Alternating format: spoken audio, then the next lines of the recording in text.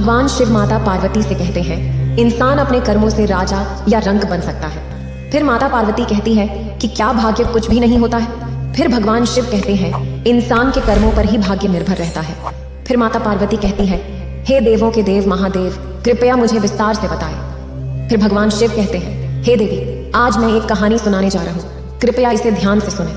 अगर आप यह कहानी सुन रहे हैं तो पूरा सुनिए। इस कथा को आधा अधूरा छोड़कर जाने की गलती मत करिएगा, क्योंकि इस पवित्र कथा को पूरा सुनने से मनचाहा फल की प्राप्ति होगी। इसलिए इस कथा को पूरा सुने। आप शिव भक्त हैं तो भोलेनाथ का अनादर ना करें। एक समय की बात है, एक गांव में एक किसान और उसकी पत्नी रहा करते थे। उनकी जीविका काफी कठिनाई से चलती थी। उनके घर के आंगन में एक नन्हा सा बगीचा था।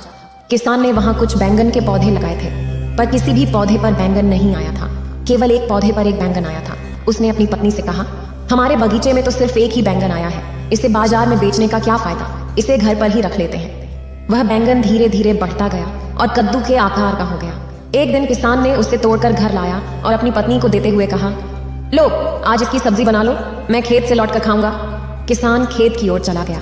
पत्नी जब बैंगन को काटने के लिए चाकू उठाई तो अचानक कहीं से आवाज आई, धीरे से काटो, धीरे से।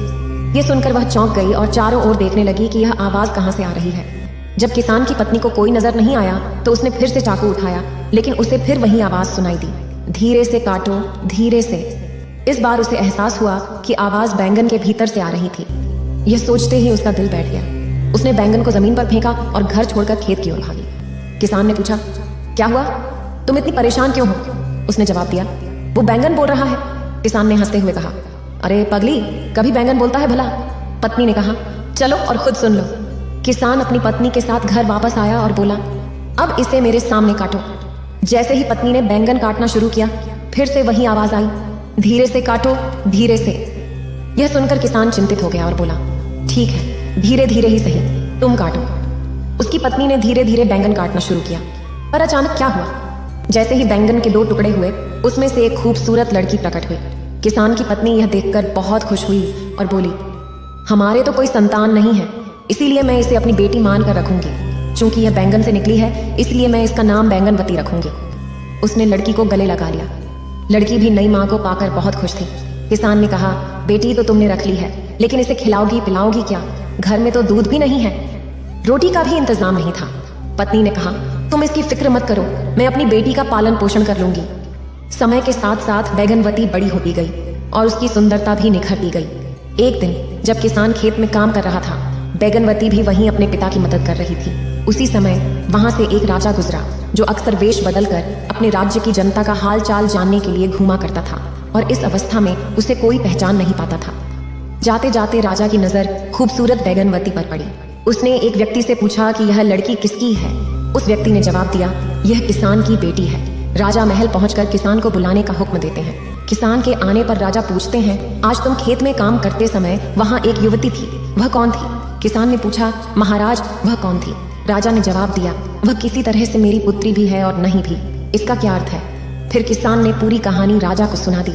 सब जानने के बाद राजा ने कहा कि हम बैंगनवती से विवाह कर उसे अपनी रानी बनाना चाहते हैं। किसान आश्चर्यचकित होकर कहता है, हुजूर, क्या आप एक साधारण किसान की बेटी से विवाह करेंगे?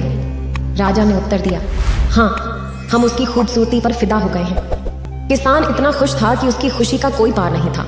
वह भागता हुआ अपने घर पहुंचा और अपनी पत्नी को यह सुखद समाचार बताया। उसकी पत्नी भी बहुत प्रसन्न हुई। जिस दिन शादी तय हुई, उस दिन किसान की पत्नी ने बैंगनवती को खूब सजाया, संवारा और राजा की भेजी हुई पालकी में बिठाकर राजमहल के लिए विदा किया।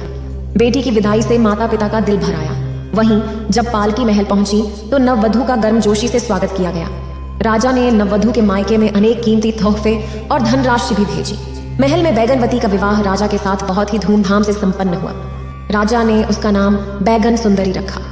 जब अन्य रानियों ने नई रानी को देखा तो वे बोली कि वास्तव में नई रानी बहुत ही खूबसूरत है। राजा की पहले से 2 रानियां थीं। राजा अपनी तीनों रानियों में सबसे अधिक बैंगन सुंदरी से प्रेम करता था और हमेशा उसके साथ ही रहता था। जो कुछ भी वह मांगती, राजा तुरंत उसे ला देता। देश विदेश से जो भी उत्तम वस्तुएं आती, राजा सबसे पहले उन्हें बैगन सुंदरी के महल में भिजवा देता। वह जो चाहती राजा वही करता। महारानी, जो कि पहली रानी थी, यह सब देखकर बहुत ईर्ष्या करती और असंतुष्ट रहती थी। महल के सभी लोग नई रानी के रूप और गुणों की प्रशंसा करते थे। इससे रानी साहिबा और भी अधिक ईर्ष्या करने लगी। वे सोचती कि इस किसान की बेटी ने कैसे राजा को अपने वश में कर लिया है। एक दिन की बात है, रानी साहिबा ने बैंगन सुंदरी से पूछा, छोटी रानी, तुम्हारी जान कहाँ है? बैंगन सुंदरी ने उत्तर दिया, अरे दीदी, जान और कहाँ होगी, मेरे दिल में ही तो है। बड़ी रानी ने कहा, नहीं हो सकता, तुम तो मनुष्य के पेट से जन्मी ही नहीं हो, इसलिए तुम्हारी जान शरीर के अंदर नहीं हो सकती, जरूर कहीं और रखी होगी। बैंगन सुंदरी ने पूछा, दीदी, आपको यह जानने की क्या आवश्यकता है? रानी साहिबा ने कहा, आवश्यकता तो कुछ नहीं, बस ऐसे ही जानना चाहती थी ताकि बाद में तुम्हें कोई हानि न हो। बैंगन सुंदरी ने कहा, दीदी, आप यह चिंता छोड़ दें, अगर मैं यह बात किसी को नहीं बताऊंगी तो मुझे कौन नुकसान पहुंचाएगा? रानी साहिबा ने पूछा, तो क्या तुम्हारी जान तुम्हारे शरीर में नहीं है? बैंगन सुंदरी ने धीरे से कहा, नहीं दीदी, मेरी जान तो इसी शरीर में है, छिपाने से कुछ नहीं होता, अब तो राज खुल ही चुका है, अब तुम भी खोल दो राज कि तुम्हारी जान किस में बसती है। बहन, ये बात तो बताना मना है। अरे, अपनी बड़ी बहन को बताने में हर्ज क्या है? नहीं बहन, इस बात को तो अपने घर वालों को भी बताने की इजाजत नहीं है। छोटी रानी ने भले ही बात न बताई हो, लेकिन बड़ी रानी ने भी पीछा नहीं छोड़ा। खाना पीना, सोना, जागना, बैठना, हर वक्त वो बैंगन सुंदरी से वही सवाल करती रही। ऐसे ही 1 साल गुजर गया। दिन रात एक ही सवाल सुन सुनकर छोटी रानी तो परेशान हो गई थी। आखिरकार तंग आकर एक दिन उसने कह दिया, ठीक है, किसी दिन बता दूंगी। बहन महारानी ने हंसकर कहा, बैंगन सुंदरी, याद रखना। रानी बनकर झूठ न बोलने का वचन देने पर बैंगन सुंदरी हैरान रह गई। वह सोच में पड़ गई कि आखिर मैंने बिना विचारे क्या कह दिया। अब मुझे बड़ी रानी को यह बताना ही होगा कि मेरी जान कहाँ बसती है, वरना मैं झूठ ही कहलाऊंगी। अब छोटी रानी को क्या करना चाहिए? उसने राजा को महल में बुलाया और कहा, महाराज, अगर मैं मर जाऊं तो मेरे शरीर को जला मत दीजिएगा। राजा ने उसके मुंह पर हाथ रखते हुए कहा, चुप रहो रानी, ऐसी बातें मत करो। नहीं महाराज, रानी ने कहा, मेरी पूरी बात सुनिए। अगर मैं मर जाऊं तो शहर के बाहर एक घर बनवाइए और मुझे मेरे पलंग सहित उसी घर में रखवा दीजिए। बैंगनी सुंदरी ने कहा, क्या मुझे सच में बताना होगा दीदी? बड़ी रानी ने उत्तर दिया, तुमने वचन दिया है, क्या तुम उसे नहीं निभाओगी? बैंगनी सुंदरी ने कहा, अगर मैं बता दूंगी तो क्या तुम मेरी जान नहीं ले लोगी? बड़ी रानी ने उसे चुप कराते हुए कहा, राम राम, तुम क्या कह रही हो? छोटी रानी ने कहा, ठीक है, कुछ दिन और रुक जाओ, मेरे बच्चे का जन्म होने दो, फिर मैं बता दूंगी। यह सुनकर कि छोटी रानी को बच्चा होने वाला है, बड़ी रानी और भी ईर्ष्या से भर गई। उसने कहा, अगर तुम अब भी नहीं बताओगी तो मैं सबको बता दूंगी कि छोटी रानी रानी होकर भी आम लोगों की तरह झूठ बोलती है। इस पर बैंगनी सुंदरी ने कहा, ठीक है, सुनो, मेरे पिता के खेत के पास एक कुआं है, उस कुएं में एक लकड़ी का बक्सा है, उस बक्से में एक सोने की डिबिया है और उस डिबिया में एक माला है जो मेरी जान है। बड़ी रानी मुस्कुराई और बोली, छोटी रानी, तुम्हारी किस्मत तो वाकई शानदार है, तुम्हें कोई खतरा नहीं है। देखो, वह कुएं के भीतर एक बक्से में, उस बक्से के अंदर एक छोटी सी डिबिया में और उस डिबिया में एक माला में तुम्हारी जान बसी है। तुम्हारी जान को कौन छू सकता है? वहीं हमारी जान तो इतनी नाजुक है कि गला घोंटते ही निकल जाएगा। खैर, तुम सलामत रहो। यह कहकर बड़ी रानी वहां से चली गई। फिर बड़ी रानी जल्दी से अपने महल पहुंची और एक दासी को भेजकर एक गोताखोर को बुलवाया। रानी ने गोताखोर से कहा, अगर तुम मेरा एक काम कर दो तो मैं तुम्हें 500 अशर्फियां इनाम में दूंगी। क्या काम है महारानी जी? गोताखोर ने पूछा। तब रानी ने उसे बैंगन सुंदरी के पिता के खेत का पता दिया और कहा कि वहां एक कुआं है, उस कुएं के अंदर एक संदूक है, उस डिबिया को तुम इतनी खामोशी से ले आओ कि किसी को भी पता न चले। गोताखोर तुरंत गया और डिबिया ले आया। जब डिबिया मिली तो रानी बहुत खुश हुई और उसने गोताखोर को 500 अशर्फियां इनाम में दी। वहीं जैसे ही डिबिया कुएं से निकली, बैंगन सुंदरी की तबीयत बिगड़ने लगी। बड़ी रानी ने डिबिया से माला निकाली और उसे अच्छे से देखा। जैसे ही उसने माला को गले में पहना, बैंगन सुंदरी तड़पने लगी और उसका शरीर ठंडा पड़ गया। महल में हड़कंप मच गया, राजा भी रोने लगे और तब उन्हें बैंगन सुंदरी की वो बातें याद आईं। उन्होंने फौरन मंत्री को बुलाया और कहा कि बैंगन सुंदरी के लिए शहर से बाहर एक घर बनवाया जाए। मंत्री ने पूछा कि अब घर का क्या करेंगे? हुजूर, अब तो रानी के मृत शरीर को जला देना चाहिए। यही बैंगन सुंदरी की इच्छा थी। शहर के बाहर एक घर बनवाइए और बैंगन सुंदरी को बिस्तर समेत वहां पहुंचा दीजिए। राजा ने वे सभी बातें भी कहीं जो बैंगन सुंदरी ने उनसे कहने को कहा था। मंत्री ने कहा, जैसी आपकी इच्छा हुजूर। बैंगन सुंदरी के कहे अनुसार ही घर बनवा दिया गया और बैंगन सुंदरी को बिस्तर समेत वहां लिटा दिया गया। घर के चारों ओर ऊंची दीवारें खड़ी कर दी गई। समय बीतता गया और इस तरह 1 साल निकल गया। सूत की मृत्यु से बड़ी रानी बहुत प्रसन्न थी। उसका मन शांत हो गया था, परंतु राजा बैंगन सुंदरी की याद में बहुत उदास रहता था। छोटी रानी का ख्याल आते ही उसकी आंखें भर आती। वह सोचता कि बैंगन सुंदरी ने उससे क्यों कहा था कि उसके शरीर को न जलाएं। क्या वह फिर से जीवित हो सकती है? बैगन सुंदरी के घर को देखकर राजा सोचता कि वह उसके भीतर आराम से सो रही होगी, पलंग पर अकेली पड़ी हुई। शायद वह उठकर मुझे तलाशती होगी और बाहर निकलने का मार्ग न मिलने पर महाराज महाराज पुकारती होगी। परंतु फिर राजा को ख्याल आता कि मृत व्यक्ति कभी जीवित नहीं होते। अपने मन को समझाने के लिए वह रोजाना बैगन सुंदरी के घर की चार दीवारी का चक्कर लगाता था। एक दिन अचानक उसने सुना कि घर के भीतर से एक बच्चे की रोने की आवाज आ रही थी। यह सुनकर राजा हैरान हो गया और सोचने लगा कि यहाँ बच्चा कहाँ से आया। राजा दीवार कूदकर अंदर गया और देखा कि बैगन सुंदरी पलंग पर मृत पड़ी हुई है, लेकिन उसके पास एक सुंदर लड़का था। राजा ने उस लड़के को गले लगा लिया। जब बच्चे को नींद आ गई तो राजा ने उसे वापस लिटा दिया और खुद दीवार कूदकर बाहर चला गया। महल पहुंचकर राजा सोचने लगा कि शायद यह बच्चा बैगन सुंदरी का ही है। अगले दिन राजा फिर वहां आया और लौटते समय बच्चे को एक खिलौना दे गया। अब राजा रोजाना बैगन सुंदरी के घर आने लगा। वह बच्चे के लिए तरह तरह के खिलौने और मिठाइयां लेकर आता था, पर घर में कोई नई बात नहीं दिखाई देती थी। वह हर रोज देखता कि बैगन सुंदरी वैसे ही पड़ी थी, उसमें कोई परिवर्तन नहीं आया था। समय बीतता गया और धीरे धीरे बच्चा बड़ा होने लगा। जब वह 2-3 साल का हो गया, फिर वह टूटे फूटे शब्दों में कुछ कहने लगा। एक दिन राजा ने बैगन सुंदरी की ओर इशारा करते हुए पूछा, यह कौन है? बच्चे ने उत्तर दिया, माँ। राजा ने पूछा, तुम्हें खाना कौन खिलाता है? बच्चे ने कहा, माँ, रात के समय। यह सुनकर राजा को बहुत आश्चर्य हुआ। उसने बच्चे से कहा, तुम अपनी माँ से कहना कि राजा जी पूछ रहे हैं कि वह दिन में क्यों सोती हैं और रात को क्यों जागती हैं। ठीक है, पूछूंगा, बच्चे ने कहा और राजा महल वापस चला गया। रात को बैगन सुंदरी उठी जैसा कि वह रोज करती थी। जब वह बच्चे को खाना खिलाने लगी तो बच्चे ने कहा, अम्मा, मेरा पेट पहले से ही भरा हुआ है, तुम्हारा पेट कैसे भर गया? बेटा, राजा जी ने आज मुझे बहुत सारी मिठाई खिलाई है और उन्होंने यह भी पूछा कि तुम्हारी माँ रात को क्यों जागती है और दिन में क्यों सोती है। बैगन सुंदरी समझ गई कि राजा ने सब कुछ देख लिया है। उसने सोचा कि अब छिपाने से क्या फायदा। उसने बच्चे से कहा, देखो, जो राजा जी यहाँ आते हैं वह तुम्हारे पिता हैं। आज तुम महाराज के पैर छूना और कहना कि माँ की जान जिस माला में है वह बड़ी रानी के पास है। बड़ी रानी सारा दिन उस हार को धारण करती है, इसलिए माँ पूरे दिन बेहोश रहती है। जब रात को बड़ी रानी हार को उतारती है तब माँ जाग जाती है। फिर वह उठकर स्नान करती है, मुझे खाना खिलाती है। जब अगले दिन राजा आए तो बच्चे ने उन्हें सब कुछ बता दिया।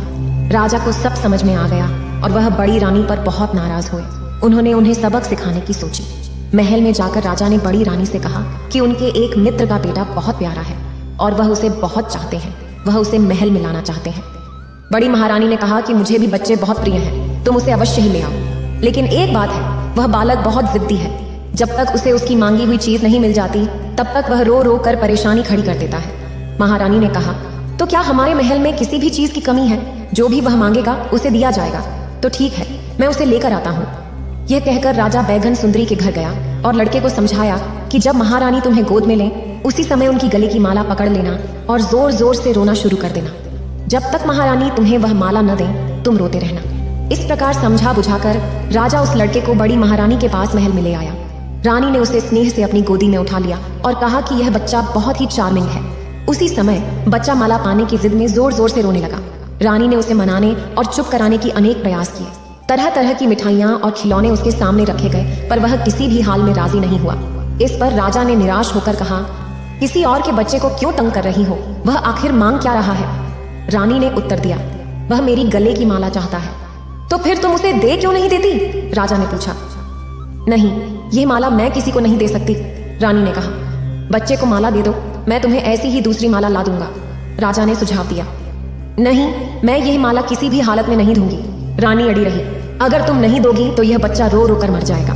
क्या तुम पराये बच्चे को घर लाकर ऐसे ही मार दोगी? राजा ने कहा। बच्चे के रोने को देखकर रानी का दिल पसीज गया। उसने सोचा, छोटी रानी तो अब नहीं रही, क्या इस माला को थोड़ी देर के लिए बच्चे को देने में कोई आपत्ति है? उसने उत्तर दिया कि वह अभी माला दे सकती है, लेकिन जब बच्चा खेलकर खुश हो जाए तो उसे माला वापस कर देनी होगी। राजा ने सहमति जताई और कहा कि वह ऐसा ही करेगा। रानी ने माला निकालकर राजा को दे दी और राजा बच्चे को लेकर महल से बाहर निकल गया। फिर उसने चुपके से अपने मंत्री को बुलाया और बैंगन सुंदरी के घर की दीवार गिराने का आदेश दिया। मंत्री ने राजा के आदेश का पालन किया। राजा ने अंदर जाकर बैंगन सुंदरी के गले में माला पहना दी और माला पहनते ही बैंगन सुंदरी जीवित हो उठी। राजा ने बैंगन सुंदरी से कहा कि वह कुछ दिन यहीं रहे और बाद में वह उसे महल ले जाएगा। उस रात जब महाराज महल में वापस आए तो प्रधान रानी ने पूछा, इतनी देर से कहाँ थे आप? मैं अपने सेना नायक और मंत्रियों के साथ विचार विमर्श कर रहा था। किस बारे में विचार विमर्श कर रहे थे आप? एक परदेसी राजा हम पर आक्रमण करने वाला है, इसलिए आपकी सुरक्षा के लिए योजना बना रहा था कि आपको कहाँ छिपाया जाए ताकि आप सुरक्षित रहें। हाय राम, मुझे तो युद्ध के नाम से ही डर लगता है। तो आपने क्या निर्णय लिया? महाराज ने कहा, जमीन के नीचे एक गुप्त स्थान बनाकर आपको वहां रखेंगे। तो फिर जल्दी से गुप्त स्थान बनाने का हुक्म दीजिए। अगले दिन महाराज ने गुप्त स्थान बनवाना शुरू करवा दिया और 1 सप्ताह में ही वह तैयार हो गया। महाराज ने प्रधान रानी को वहां छोड़ा और बाहर से ताला लगा दिया। सैनिकों को आदेश दिया गया कि प्रधान रानी को अब जीवन भर के लिए उसी कारागार में रखा जाए। अगली सुबह बैंगन सुंदरी अपने बेटे के साथ महल में आ गई और वे एक सुखी परिवार की तरह रहने लगे, जबकि प्रधान रानी उसी कारागार में रहती रही। उसी गांव में एक फकीर बसता था। वह रोज घने जंगल को पार कर खाने की खोज में किसी न किसी के द्वार पर भीख मांगने जाता।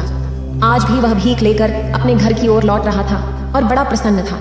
उसने बहुत पुराने वस्त्र और जूते पहन रखे थे, फिर भी वह खुशी से झूमते हुए जंगल के पथ पर चला जा रहा था। ये तो किस्मत की बात है। उसी जंगल में उसी समय एक राजा भी था जो अपनी परिस्थितियों से उदास था और महल छोड़कर वहां आराम फरमा रहा था। अचानक राजा की नजर उस फकीर पर पड़ी। फकीर को इतना आनंदित देख राजा सोच में पड़ गया कि इस आदमी के पास तो कुछ भी नहीं है। इतने पुराने कपड़े, पैरों में घिसे पिटे जूते हैं, फिर भी यह कितना सुखी है। और मैं जो दिन रात अपनी प्रजा और परिवार की सेवा में लगा रहता हूँ, फिर भी वे लोग मुझसे खुश नहीं हैं। उन्हें तो बस मेरी गद्दी चाहिए और इसके लिए वे मेरी जान लेने की साजिश भी रच रहे हैं। मूल बात यह थी कि एक दिन राजा ने अपने महल के कुछ सिपाहियों को गुप्त रूप से बातें करते हुए सुना। वे आपस में कह रहे थे कि जब यह राजा चल बसेगा तो उनकी आंखों की किरकिरी दूर हो जाएगी। राजा की पत्नी भी काफी समय पहले उसे छोड़कर जा चुकी थी और उसका कोई पुत्र भी नहीं था, इसलिए उसका कोई अपना नहीं था। जिस दिन से राजा ने अपने विरुद्ध इस षड्यंत्र की बात सुनी, वह बहुत सतर्क हो गया। एक दिन तो उसके भोजन में उसके भाई ने जहर मिला दिया, जिसकी भनक भी राजा को नहीं लगी। खाना खाने बैठे राजा को तब पता चला जब एक बिल्ली ने वह खाना खा लिया और थोड़ी ही देर में मर गई। इस घटना के बाद राजा और भी अधिक सचेत हो गया। इन सब परेशानियों से तंग आकर एक दिन राजा ने महल छोड़ दिया और बिना किसी को बताए जंगल में चला गया। वह जंगल उसके राज्य से काफी दूर था, इसलिए वहां उसे कोई पहचान नहीं सकता था। एक भिखारी को देखकर राजा ने सोचा कि हम दोनों भी इंसान हैं, बस अंतर इतना है कि वह खुश है और मैं दुखी। राजा जल्दबाजी में महल से भागा था, इसलिए वह अभी भी अपने राजसी वस्त्रों में था। जब भिखारी ने राजा को देखा तो वह थोड़ा सा हट गया और सोचने लगा कि मेरे पास तो फटे पुराने कपड़े और जूते हैं, अगर भीख नहीं मिली तो मैं भूखा रह जाऊंगा। पर इसकी तो शान ही अलग है। यह कितना सौभाग्यशाली है कि इसने हीरे और जवाहरात, सुंदर कपड़े और जूते पहन रखे हैं, फिर भी यह व्यक्ति खुश नहीं दिख रहा। भिखारी ने सोचा कि मैं इससे इसके खुश न होने का कारण पूछूंगा। भिखारी राजा के पास गया और उसने राम राम कहा। राजा ने भी भिखारी को राम राम कहकर जवाब दिया। भिखारी बोला, आप बहुत अमीर नजर आते हैं, शायद आप किसी राज्य के राजा हैं। राजा ने कहा, हाँ तुम सही कह रहे हो, मैं सूरतगढ़ का राजा हूँ और मैंने अपना राज अपने भाई को सौंप दिया है। मेरे परिवार वाले धन के लिए मेरी हत्या की साजिश रच रहे थे। इससे बचने के लिए मैं यहाँ शांति की तलाश में आया हूँ। कई दिनों से मैं इसी हालत में हूँ। रास्ते में जो भी फल फूल मिलते हैं उन्हें खाकर गुजारा कर लेता हूँ। आज मुझे बहुत जोर की भूख लगी है, इसलिए मैं इधर उधर खाने की खोज में घूम रहा हूँ। अगर तुम्हारे पास कुछ खाने को है तो कृपया मुझे थोड़ा खाना दे दो। भिखारी ने मुस्कुराते हुए राजा की ओर देखा और कहा, अगर तुम मुझे यह सोने की अंगूठी दोगे तो मैं तुम्हें खाना खिला सकता हूँ। राजा यह सुनकर प्रसन्न हो गया। उसने अपनी अंगूठी भिखारी को दे दी और बदले में उससे रोटी लेकर खाई। फिर भिखारी ने राजा से कहा कि हम दोनों अकेले हैं, चलो हम साथ में चलते हैं। दोनों साथ में चलते हुए एक घने जंगल में पहुंचे और वहां आराम करने लगे। भिखारी ने कहा, आप कितने भाग्यशाली हैं, आपके पास इतनी धन दौलत है, लेकिन मेरे पास कुछ भी नहीं है और मैं फटे पुराने कपड़े और जूते पहनकर घूम रहा हूँ। आपकी अंगूठी से मेरी कई समस्याएं हल हो जाएंगी। तब राजा ने कहा, मैं भी तुम्हारे जैसा ही कुछ सोच रहा था। तुम्हारे फटे हुए जूतों की चिंता किए बिना खुशी खुशी अपनी राह पर चलते देखकर मुझे लगा कि तुमसे ज्यादा भाग्यशाली कोई नहीं हो सकता। मेरे पास सब कुछ होने के बावजूद मैं संतुष्ट नहीं हूँ। हम दोनों की स्थिति एक समान है।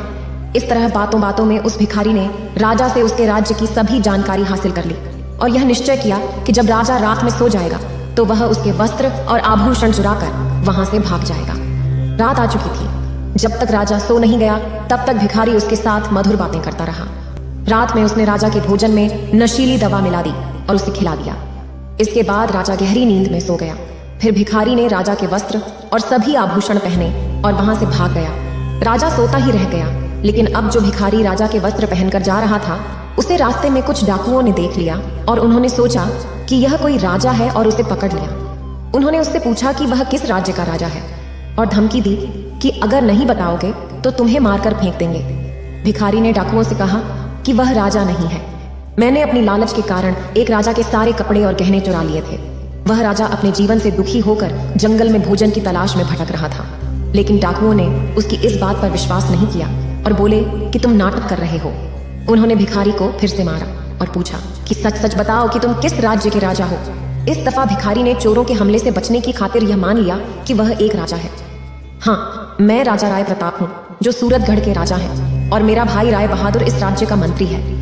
पर चोर उसकी बातों पर विश्वास नहीं कर रहे थे। उधर जब राजा की नींद टूटी तो उसने भिखारी को पुकारा। उसने अपना सामान चेक किया तो उसे सिर्फ एक पोटली मिली जिसमें भिखारी की कुछ चीजें थीं। इस बीच वे चोर सूरतगढ़ के महल में पहुंच गए और राजा के भाई राय बहादुर से कहा कि उनके पास उनका भाई है, अगर वे उसे सुरक्षित चाहते हैं तो उन्हें 3000 सोने के सिक्के देने होंगे। यह सुनकर राय बहादुर ने कहा कि उसके भाई के मुंह पर कपड़ा बांधकर उसे महल में लाना होगा, तब जाकर वे सोने के सिक्के देंगे। चोर भिखारी के मुंह पर कपड़ा बांधकर उसे महल ले आए। उसे राय बहादुर के हवाले कर दिया गया। राजा के कपड़े पहने भिखारी को देखकर राय बहादुर को विश्वास हो गया कि यह उसका भाई है। फिर उसने सोचा कि अब वह इसे मारकर खुद राजा बन जाएगा। पर जैसे ही भिखारी के मुंह से कपड़ा हटा, वह बहुत नाराज हो गया। उसने चोरों से कहा कि मैं जानता हूं तुम धन के लालच में मुझसे झूठ बोल रहे हो। यह व्यक्ति मेरा भाई नहीं है। हम तुम्हें 2 महीने देते हैं, मेरे भाई को ढूंढ कर लाओ, वरना तुम सबको मार डाला जाएगा और अगर भागने की कोशिश की तो जिंदा गाड़ दिया जाएगा। यह सुनकर सभी चोर डर के मारे भाग गए। रास्ते में उन्होंने भिखारी से कहा कि तुम सही थे, अब हमें बताओ असली राजा कहाँ है, तुम्हें भी फिरौती के पैसे में से हिस्सा मिलेगा। भिखारी ने बताया कि उसने राजा को इसी जंगल में छोड़ा था, लेकिन चोर राजा को ढूंढ नहीं पाए। उधर नींद से जागने पर राजा को सब समझ आ गया और उसे दुख हुआ। उसने सोचा कि उसे खाने का इंतजाम करना होगा, नहीं तो वह भूख से मर जाएगा। उसके पास एक पोटली मिली जो शायद भिखारी की छूट गई थी। पोटली में एक साधु का चोला था। राजा ने चोला पहनकर साधु का वेश धारण किया और भूखा प्यासा चलता रहा। जो कुछ भी मिलता वह खा लेता। साधु के वेश में राजा जंगल से निकलकर एक छोटे गांव में पहुंचा और नदी के किनारे सो गया। उसने 2 दिन तक लगातार नींद ली। आसपास के लोग समझ बैठे कि वह कोई महात्मा है जो समाधि में लीन है। लोगों ने सोते हुए उसके सामने चावल रख दिए, कुछ ने धूप जला दी। तीसरे दिन जब उसकी आंख खुली तो उसने अपने चारों ओर फलों की भेंट देखी और बहुत प्रसन्न हुआ। उसने सोचा कि सन्यासियों का जीवन कितना सरल होता है, बिना परिश्रम के भोजन मिल जाता है। उसे अब वहां से कहीं और जाने की जरूरत नहीं थी। उसने वहीं एक झोपड़ी बना ली और उसमें रहने लगा। गांव वाले उसकी पूजा करते और उसे खाने के लिए फल और अन्य सामग्री चढ़ाते। एक दिन गांव के लोग उसके पास आए और बोले, बाबा, हमारे गांव में कई सालों से बारिश नहीं हुई है, कृपया कोई उपाय कीजिए। यह सुनकर राजा चिंतित हो गया, क्योंकि वह अपनी असलियत नहीं बता सकता था। उसने लोगों से कहा कि इसके लिए उपवास करना होगा और अगले 2 महीने तक किसी को भी उसकी कुटिया के अंदर नहीं आना चाहिए। गांव वाले उसकी बात मान गए और दूर से ही उसकी कुटिया के बाहर चढ़ावा चढ़ाकर चले जाते। राजा ने सोचा कि उसका जीवन भी कठिनाइयों से भरा है और उसे दूसरों के जीवन से ईर्ष्या नहीं करनी चाहिए। साधु के रूप में वह बिना मेहनत के खा तो रहा है, लेकिन उसका जीवन किसी कैदी की तरह हो गया है, जिसे एक ही स्थान पर बैठे रहना पड़ता है। मैं पहले रोज शानदार खाना खाया करता था, अब तो सिर्फ फलों से गुजारा हो रहा है। राजा को साधु का रूप धरकर भगवान की आराधना का नाटक करना पड़ रहा था। उसने सोचा कि 2 महीने का समय बीतते ही वह वहां से निकल जाएगा। समय धीरे धीरे गुजर रहा था। एक दिन राजा ने परेशान होकर भगवान से प्रार्थना की, हे प्रभु, मुझे बचा लो, कोई करिश्मा कर दो। फिर राजा ने अपनी सभी गलतियों के लिए भगवान से क्षमा याचना की और हाथ जोड़कर कहा कि उसे समझ आ गया है कि मुसीबतों से भागना नहीं चाहिए, बल्कि उनका सामना करना चाहिए। हे ईश्वर, मेरी इज्जत रखो और इस गांव में वर्षा करवा दो। गांव वाले रोज कुटिया के बाहर आकर भजन कीर्तन करते और प्रसाद चढ़ाकर वापस चले जाते। 2 महीने पूरे होने को थे कि एक दिन गांव वाले भागते हुए राजा के पास आए और बोले, बाबा, आप महान हैं, आपकी वजह से गांव में बारिश हुई है। राजा ने कहा, अब मुझे जाने दो, मैं यहाँ से जाना चाहता हूँ। लेकिन गांव वालों ने उसे रोक लिया और कहा कि वे उसकी सेवा के लिए एक व्यक्ति भेजेंगे। राजा ने सोचा कि ठीक है, जो होगा देखा जाएगा, और वहीं रहने लगा। कुछ समय बाद वह भिखारी और चोर जो राजा को ढूंढ रहे थे उसी गांव में पहुंच गए। उन्होंने गांव वालों से उस चमत्कारी बाबा के बारे में सुना जो समस्याओं का समाधान बता रहा था। जब उन्होंने उस संत से मुलाकात की तो राजा और भिखारी ने एक दूसरे को पहचान लिया, पर चोरों के सामने वे अजनबी बने रहे। फिर संत के रूप में राजा ने उनसे सवाल किया कि आप लोग कहाँ से आए हैं। राजा ने कुछ समय तक उन चोरों से बात की और बाद में उन्हें जाने को कहा। इसके बाद सही समय देखकर वह भिखारी राजा से अकेले में मिला और उसने सच्चाई बताई कि लालच में आकर उसने राजा के सारे वस्त्र और गहने पहन लिए थे और उसके तुरंत बाद ही चोर उसके पीछे पड़ गए। चोरों ने उसे लूटा और पूछताछ की कि वह कौन है, कहाँ से है, तो उसने खुद को राजा बताते हुए अपने राज्य की सारी जानकारी दे दी। फिर चोर उसे महल ले गए जहाँ उसे राजा के भाई को 3000 सोने के सिक्कों में बेचने वाले थे। राजा के भाई ने बताया कि वह राजा को मारना चाहता है और खुद राजा बनना चाहता है, लेकिन जब उसने भिखारी का चेहरा देखा तो उसने उसे पहचान लिया और चोरों को 2 महीने के भीतर असली राजा को ढूंढने का आदेश दिया। तब से वे राजा की तलाश में थे। भिखारी ने राजा से कहा कि तुम संत बनकर जो भी चोरों से कहोगे वे मान जाएंगे। इसके बाद संत के वेश में राजा चोरों के सामने आया और भिखारी से सुनी गई सारी समस्याएं उन्हें बताने लगा। यह सुनकर सभी चोर चकित रह गए। उन्होंने राजा से कहा, संत जी, हमें इस मुसीबत से निकालो, हम आपके आज्ञाकारी भक्त बन जाएंगे। साधु वेश में राजा ने कहा, तुम मुझे उस राजा के महल तक पहुंचाओ, मैं वहां जाकर स्वयं सब कुछ देखना चाहता हूँ।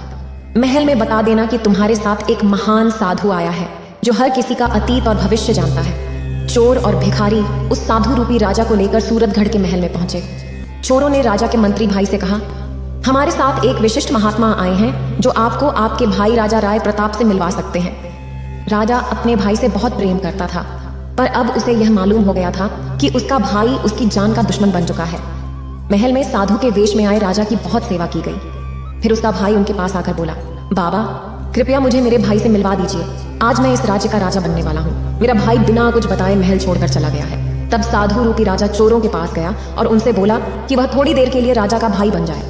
साधु ने राजसी वस्त्र पहने और दरबार में प्रवेश किया। यह देखकर सभी प्रजा चकित रह गई। लोग राजा को वापस देखकर उनकी जय जयकार करने लगे। लोगों ने राजा से पूछा कि वे इतने दिनों तक कहाँ थे। वहीं राजा का भाई यह सब देखकर दंग रह गया और लोगों से कहने लगा कि यह उसका राजा भाई नहीं है। उसने राजा को चेतावनी दी और कहा, आप यहाँ से चले जाइए, नहीं तो आपको महल से बाहर का रास्ता दिखा दिया जाएगा। राजा का एक निष्ठावान सेवक जो यह सुनकर आंसू बहाने लगा, बोला, मैंने आपको पहचान लिया है, आप ही हमारे सच्चे राजा हैं, मुझे माफ कर दीजिए। मैंने ही आपके भोजन में विष मिला दिया था, इसके बदले में आपके भाई ने मुझे 1000 स्वर्ण मुद्राएं देने का वादा किया था। कृपया मुझे क्षमा कर दें, मैं ही आपका असली अपराधी हूँ और जो भी दंड आप मुझे देंगे मैं स्वीकार करूंगा। अब राजा के जीवन की सच्चाई सभी प्रजा के सामने आ चुकी थी।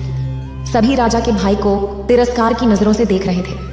राजा ने अपने मंत्रियों को आदेश दिया कि वे उसके भाई को महल से निकाल दें। उसे 1 साल के लिए राज्य छोड़ना होगा।